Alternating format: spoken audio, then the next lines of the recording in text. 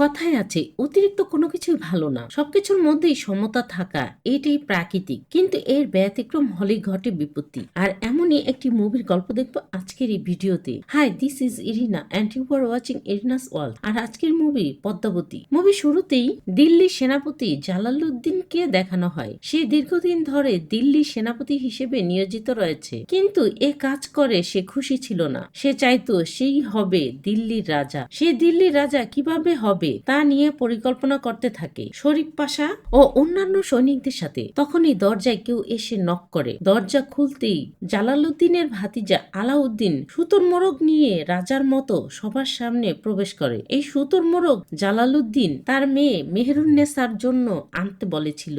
সুতোর মোড়ক মেহেরুন্নেসা দেখে তো খুশিতে আত্মহারা হয়ে যায়। মেয়ের এ খুশি হওয়া দেখে জালালউদ্দিন আলাউদ্দিনকে বলে, কি চাও? যা চাইবে তাই পাবে। এই সুযোগে আলাউদ্দিন মেহেরুন্নেসাকে চায়। জালালউদ্দিন রাজি না হতে চাইলে তখনই বুদ্ধি করে আলাউদ্দিন মেহেরুন্নেসাকে রাজি আছে কি না জিজ্ঞেস করে। মেহেরুন্নেসাও বিয়ের জন্য রাজি হয়ে যায়। মেয়ে যেহেতু রাজি, তাই মেয়ের খুশির জন্য জালালউদ্দিন ও রাজি হয়ে যায়। বিয়ের দিন চলে আসে। সেদিন মেহেরুন্নেসা বিয়ের সেজে সবার সাথে বসে নাচ গান উপভোগ করছিল। হঠাৎই মেহেরুন্নেসার চোখ আলাউদ্দিনকে খুঁজছিল।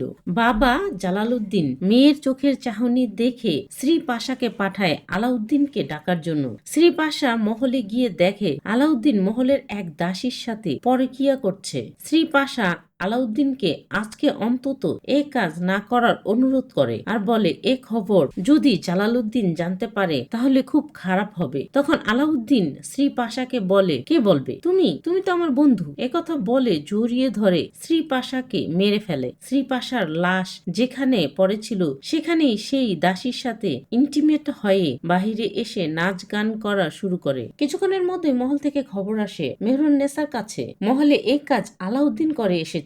কিছুক্ষণ পর বিয়ে হবে, যার সাথে তার চরিত্রের এ অবস্থা জানতে পেরে মেহেরুন্নেসার পায়ের নিচ থেকে মাটি সরে যাওয়ার মতো অবস্থা। সে ঠায় দাঁড়িয়ে থেকে এক নজরে তাকিয়ে থাকে আলাউদ্দিনের দিকে। মেহেরুন্নেসার চোখের চাহনি দেখিয়ে সিন চলে যায় সিংহল রাজ্যে। সিংহলের রাজকুমারী পদ্মাবতী ছিল অপরূপ রূপের ও গুণের অধিকারী। পদ্মাবতী হরিণ শিকার করার সময় তার তীর গিয়ে লাগে রতন সিং এর শরীরে। এই রতন সিং ছিল বিহারের রাজকুমার। তীর লাগার কারণে রতন সিং বেহুশ হয়ে পাহাড়ের গুহার মধ্যে অচেতন অবস্থায় পড়ে থাকে 3 দিন। সে সময় পদ্মাবতী রতন সিং এর সেবা যত্ন করে সুস্থ করে তোলে। অচেতন অবস্থায় রতন সিং এর তার স্ত্রীর কথা মনে পড়তে থাকে। সে বলেছিল সিংহলের মতি নিয়ে ফিরতে। তার জন্য মতি নিতেই রতন সিং সিংহল এসেছে। তার স্ত্রীর সাথে কথোপকথন থেকেই রতন সিং আবার বেহুশ হয়ে যায়। রাত পার হয়। সকালের আলো ফুটতেই রতন সিং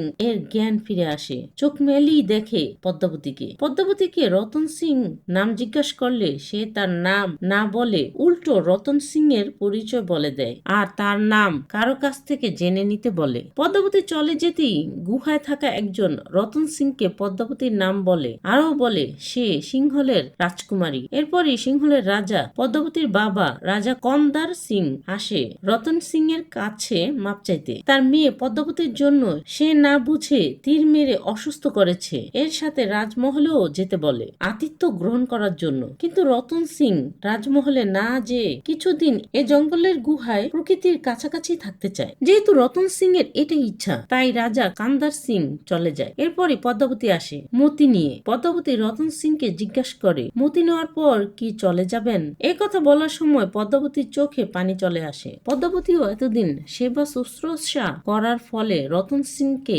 ভালোবেসে ফেলেছে। একই অবস্থা রতন সিং এরও। সেও পদ্মাবতীকে বিয়ের প্রস্তাব দেয়। পদ্মাবতীও রাজি হয়ে যায়। তারা দুজনে রাজা কান্দার সিং এর অনুমতি নিয়ে বিয়ে করে চিতরের দিকে রওনা দেয়। চিতরের পুরো মহল খুব সুন্দর করে আলো দিয়ে সাজায়। চিতরের পুরো মহলের সবাই পদ্মাবতীকে জয় জয়কার করতে থাকে। দৃশ্য পরিবর্তন হয়। জালালউদ্দিন দিল্লির সুলতানের সাথে লড়াই করে দিল্লির সিংহাসন দখল করে দিল্লি সালতানাতের মালিক হন। দিল্লিতে খিলজি শাসন প্রতিষ্ঠিত হয়। সিংহাসনে বসে জালালউদ্দিন বলেন মোগলরা যে কোনো সময় তাদের উপর আক্রমণ করতে পারে।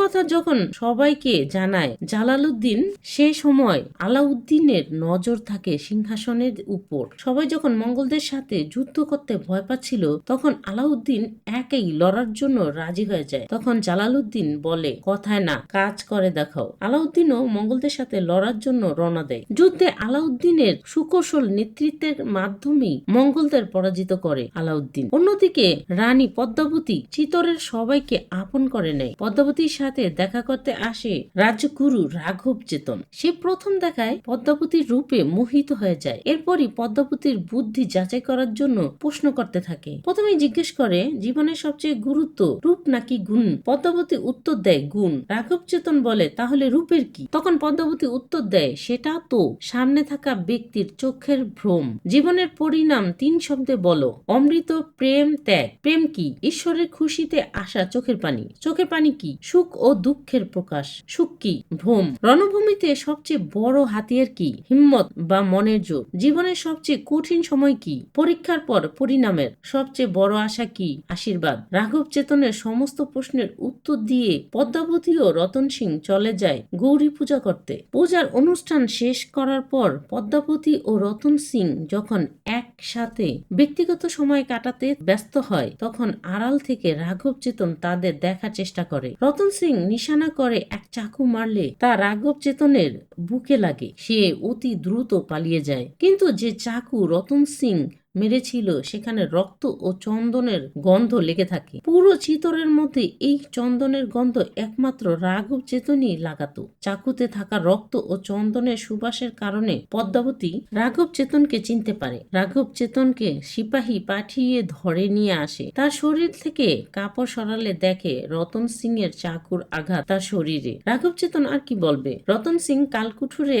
আটকে রাখতে চাইলে পদ্মাবতী বলে এ কাজের শাস্তি দেশ থেকে বের করে দেওয়া। রতন সিং ও পদ্মাবতীর কথা মেনে রাঘব চেতনকে দেশ থেকে বের করে দেয়। তখন রাঘব চেতন আগুন মুখে নিয়ে প্রতিজ্ঞা করে এই আগুনেই পুরো চিতর জলে ভস্ম হবে। এরপরই দৃশ্য পরিবর্তন হয়। জালালউদ্দিনের ভাতিজা কেদার আলাউদ্দিনকে দেবগিরির দায়িত্ব দেওয়ার কারণে বলে যে দেবগিরির রাজা হওয়ার কারণে সে আপনাকে কিছু জিজ্ঞেস না করেই কারা আক্রমণ করে সেখান থেকে মূল্যবান জিনিসপত্র লুট করে এনেছে। কেদার জালালউদ্দিনকে রাগানোর চেষ্টা করে। তার সাথে জালালউদ্দিনের স্ত্রীও একই কথা বলে। তাদের কথা শুনে জালালউদ্দিন দুজনকেই বলে আলাউদ্দিন হচ্ছে সিন্ধুকের চাবি। এই চাবি দিয়ে সিন্ধুক খুলে মালামাল লুট করাই আমার কাজ, আর কারা থেকে যা লুট করে এনেছে তা আমি যে লুটে নিব। তারপরে আলাউদ্দিনকে দেখি যে কারা থেকে রাজকুমারীকে ধরে নিয়ে এসেছে। রাজকুমারীকে তার হেরেমে রেখে ভোগ করার কথা বলছিল। তখনই এক সিপাহী এসে খবর দেয় জালালউদ্দিন এসেছে তার করা পরিকল্পনা মাফিক দেখা করার জন্য। জালালউদ্দিন আসার মাত্রই আলাউদ্দিনকে গালে হালকা করে চড় দিয়ে অপমান করে কথা বলে, আর তাকে না জানিয়ে কেন কারা আক্রমণ করেছে এবং একটি দামি পাথর আলাউদ্দিনের গলায় দেখে তা কেড়ে নেয়। এতে আলাউদ্দিন বেশ অপমান বোধ করে ও রাগ না দেখিয়ে কথা বলে শান্তভাবে কথার উত্তর দেয়। জালাউদ্দিন আলাউদ্দিনকে তার কাজের জন্য মন খারাপ না করতে বলে এক বিশেষ উপহার এনেছি তোমার জন্য। এই যে দেখছো এক বিশেষ গোলাম। এই গোলামের নাম মালিক কাফুর। তার পা থেকে মাথা পর্যন্ত শুধু তোমার হুকুমই মানবে। তাই আলাউদ্দিন কাফুরের কাছে গিয়ে জিজ্ঞেস করে তুমি আমার জন্য কি করতে পারবে? কাফুর বলে সবকিছু, নিজের জানও দিতে পারবো। তখন আলাউদ্দিন বলে জান নিতে পারবে? কাফুর উত্তর দেয় জি হুজুর। তখন আলাউদ্দিন হুকুম দেয় জালালউদ্দিনের 2 দেহরক্ষীকে মেরে ফেলো। কাফুরও সাথে সাথে দুজনকে হত্যা করে। এতে আলাউদ্দিন তালি দিতে থাকে আর জালালউদ্দিনকে নিজের হাতে খুন করে তার মাথা নিয়ে আসে মহলে। আলাউদ্দিনের নৃশংসতা দেখে পুরো মহল সহ মেহরুন্নেসারও হৃদয় কেঁপে উঠে। এরপরই ঘরে এসে মেহরুন্নেসার সাথে বেয়াদবি করতে থাকে। মেহরুন্নেসাও তার সকল অপমান সহ্য করতে থাকে। কাপুর দূর থেকে তাদের দুজনকে লুকিয়ে দেখছিল। এর মধ্যেই মনোমুগ্ধকর সুর ভেসে আসে আলাউদ্দিনের কানে। তাই কাপুরকে ডেকে বলে যে এই সুর বাজাচ্ছে তাকে কাল আমার সাথে দেখা করতে বলবে। কাল সকালেই রাঘব চেতন আসে আলাউদ্দিনের সাথে দেখা করার জন্য। আলাউদ্দিন তাকে মহলেই থাকতে বলে, আর এই সুযোগই রাঘব চেতন আলাউদ্দিনকে পদ্মাবতীর রূপের কথা বলে মোহিত করে ফেলে। তার বার্তাবাহক পাঠিয়ে দেয় চিতরে রতন সিংকে পরিবারের সহ দাওয়াত দেয়, কিন্তু এর সাথে বলে সে না আসলে তার উপর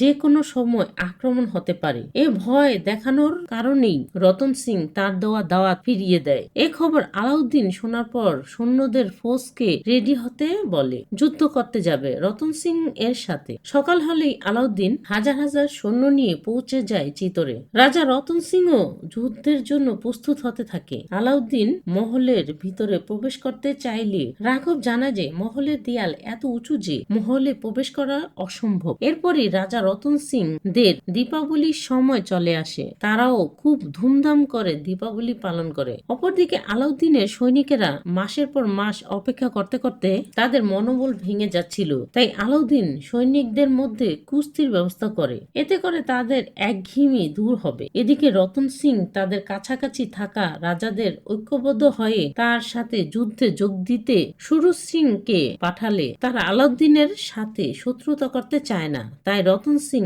একাই যুদ্ধে যাওয়ার জন্য প্রস্তুতি নেয়। আর আলাউদ্দিনের সেনারা 6 মাস ধরে এই বিরাম মরুভূমিতে থাকার কারণে তাদের অবস্থা খারাপ হয়ে যায়। তাই তারা দিল্লিতে ফিরে যেতে চায়। এ কথা আলাউদ্দিন জানলে সে তার চতুর বুদ্ধি দিয়ে সৈনিকদের আটকায়। দেখতে দেখতে হোলির সময় চলে আসে। তখন রাঘব এসে আলাউদ্দিনকে পরামর্শ দেয়, আজ হোলির দিনে শত্রুকে মিত্র বানিয়ে নেয় রাজপুতরা। তাই আলাউদ্দিন মালিক কাপুরকে পাঠায়। আলাউদ্দিন মেহমান হয়ে মহলে আসতে চায়। এর জন্য রতন সিং দুটি শর্ত দেয়। এক, সমস্ত সৈনিকদের দিল্লিতে ফেরত পাঠাতে হবে, আর দ্বিতীয়ত সে একা আসবে অস্ত্র ছাড়া। আলাউদ্দিন রতন সিং এর শর্ত মেনে নেয়। আলাউদ্দিন একাই আসে আতিথেয়তা গ্রহণ করতে।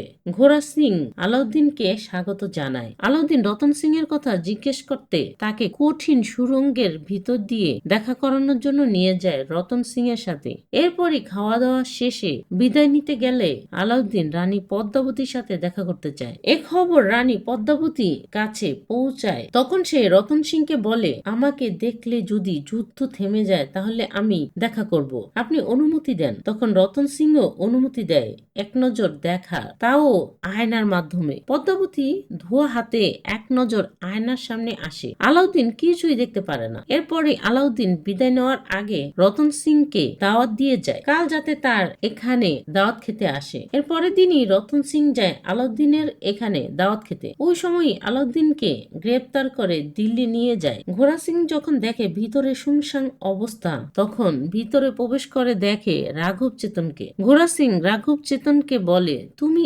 আলাউদ্দিনকে চিতরের রাস্তা দেখিয়েছ। তখন রাঘব চেতন বলে, যদি রতন সিংকে সুস্থ দেখতে চাও তাহলে রানী পদ্মাবতীকে দিল্লিতে পাঠাবে। দিল্লির কারাগারে বন্দি করে রাখে রতন সিংকে। রতন সিং এর বন্দি অবস্থায় রাঘব চেতন বাহিরে বসে বাঁশি বাজিয়ে আনন্দ করে আর বলে, সুলতানের সামনে মাথা তো নত করতেই হবে। একথা বলে বাঁশি বাজাতে গেলে রতন সিং অবহেলার হাসি হাসে, যা দেখে রাঘব চেতনের সব আনন্দ মাটি হয়ে যায়। এরপরই রানী পদ্মাবতী একটি চিঠি পাঠায় আলাউদ্দিনের কাছে। সে কিছু শর্ত দেয়। প্রথম শর্ত, পদ্মাবতী 800 দাসী সাথে করে নিয়ে আসবে। দ্বিতীয় শর্ত, সে যেখানে আসবে সেখানে কোনো পুরুষ উপস্থিত থাকবে না। তৃতীয় শর্ত, আসার পর রতন সিং এর সাথে প্রথমেই দেখা করবে, পরে আলাউদ্দিনের সাথে দেখা করবে। চতুর্থ শর্ত, রাঘব চেতনের মাথা কেটে চিতরে পাঠাতে হবে। আলাউদ্দিন রাঘব চেতনের মাথা কেটে চিতরে পৌঁছে দেয়। রাঘব চেতনের মাথা দেখি রানী 800 দাসী নিয়ে দিল্লির পথে রওনা দেয়। পদ্মাবতীর আসা উপলক্ষে আলাউদ্দিন নাচ গানে মত্ত হয়ে যায়। ওই অবস্থায় একটি বিষাক্ত তীর এসে লাগে আলাউদ্দিনের হাতে। এতে করে আলাউদ্দিন অসুস্থ হয়ে পড়ে। মালিক কাপুর এসে খবর দেয় পদ্মাবতী সকালে এসে পৌঁছবে। এই খবর পেয়ে আলাউদ্দিন খুশি হয়ে যায় আর কাপুর বলে যে সে পদ্মাবতীকে স্বাগত জানাবে। তখন মেহরুন্নেসা বলে যে না, যদি আলাউদ্দিন চায় তবে সে স্বাগত জানাবে পদ্মাবতীকে। আলাউদ্দিন মেহেরুন্নেসাকে অনুমতি দেয়, তাই মেহেরুন্নেসা পদ্মাবতীকে দিল্লিতে স্বাগত জানায় আর পদ্মাবতীর রূপের প্রশংসাও করে। কিন্তু রানী পদ্মাবতী আগে রতন সিং এর সাথে দেখা করার কথা বলে, তাই মেহেরুন্নেসা রতন সিং এর সাথে দেখা করানোর জন্য নিয়ে যায়। রতন সিং তো পদ্মাবতীকে দেখে রেগে যায়, সে কেন আলাউদ্দিনের শর্ত মেনে এখানে এসেছে। তখন পদ্মাবতী বলে আপনাকে ছাড়ানোর জন্য। আর ওই সময় আজান দেওয়ায় সকল সৈনিকেরা নামাজে ব্যস্ত ছিল। এই সময়ের মধ্যেই মেহেরুন্নেসা বলে যে তাড়াতাড়ি গুপ্ত সুড়ঙ্গ ধরে পালিয়ে যাও, সৈনিকদের নামাজ শেষ হলে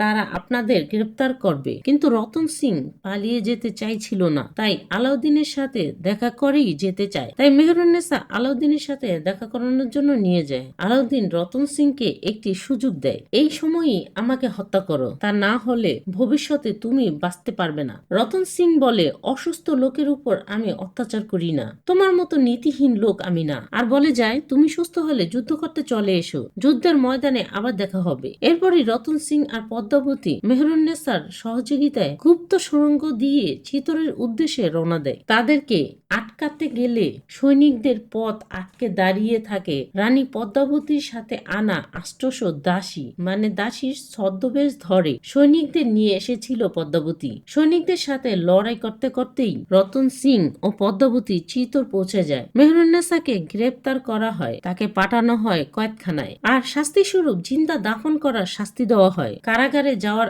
আগে মেহেরুন্নেসা অভিশাপ দেয় যাতে পদ্মাবতীকে পাওয়ার স্বপ্ন তার পূরণ না হয়। আর চিতরে রতন সিং ও পদ্মাবতীকে সবাই স্বাগত জানায়। ঘোড়া সিং ও বাদল সিং দুজনই মারা যায় এ লড়াইয়ে। ঘোড়া সিং ও বাদল সিং এর মায়ের কাছে এ কথা বললে সে বলে আমার ছেলেরা অমরত্ব লাভ করেছে। এরপরই আলাউদ্দিন দ্বিগুণ সেনা নিয়ে রওনা দিয়েছে চিতরের উদ্দেশ্যে। আসার আগে একটি চিঠি পাঠায়, যদি পদ্মাবতীকে তার কাছে পাঠায় তাহলে যুদ্ধ হবে না। এই সন্দেশ পড়ার পরই পদ্মাবতী আগুনে জ্বালিয়ে দেয় আর আলাউদ্দিন সারা রাত অপেক্ষা করতে থাকে পদ্মাবতীর জন্য। সকাল হলেই রতন সিং যুদ্ধের জন্য প্রস্তুতি নেয় আর যুদ্ধে যাওয়ার আগে পদ্মাবতী রতন সিং এর কাছ থেকে জহর করার অনুমতি নেয়। রতন সিংও অনুমতি দেয়। এরপরই পদ্মাবতীর কাছ থেকে বিদায় নিয়ে রতন সিং যুদ্ধের উদ্দেশ্যে রওনা দেয়। রতন সিং আর আলাউদ্দিনের মধ্যে যুদ্ধ হয়। যুদ্ধের এক পর্যায়ে যখন আলাউদ্দিন হেরে যায় তখন মালিক কাফুর পেছন থেকে রতন সিংকে তীর ছুঁড়ে মারে, এতে রতন সিং যুদ্ধের ময়দানেই শহীদ হয়। এই খবর যখন পদ্মাবতীকে জানানো হয় তখন সে ৩০০০ মহিলাদের নিয়ে জহরের নিয়ম কানুন পালন করা শুরু করে। নিয়ম পালনের সময় আলাউদ্দিন আসলে মহিলারা জ্বলন্ত কয়লা ছুঁড়ে মারে আলাউদ্দিনের দিকে। আলাউদ্দিন ভিতরে আস্তে আস্তে মহলে থাকা সকল মহিলারাই আগুনে ঝাঁপ দেয়। আলাউদ্দিনের দূর থেকে দেখা ছাড়া আর কিছুই করা থাকে না। এভাবে তার অসৎ চিন্তার কারণে সে যুদ্ধে জিতেও হেরে যায়। সে তার করা কর্মকাণ্ডে সুযোগ পেলেই ধোঁকাবাজি করেছে, তার কোনো নীতি ছিল না। যে পদ্মাবতীকে পাওয়ার জন্য এত বড় যুদ্ধ হলো তাকে সে কখনো দেখেনি। শুধু রাঘব চেতনের মুখে তার রূপের প্রশংসা শুনে বোকার মতো সব কর্মকাণ্ড করেছে। তো যাই হোক, খুব দুঃখের এন্ডিং এর মাধ্যমে মুভির গল্পটি শেষ হয়। সবশেষে ধন্যবাদ আপনাকে ভিডিওটি শেষ পর্যন্ত দেখার জন্য। আবার দেখা হবে নতুন কোনো মুভির গল্পের সাথে, নতুন কোনো ভিডিওর সাথে। সবাই চোখ রাখুন এরিনাস ওয়ার্ল্ডে।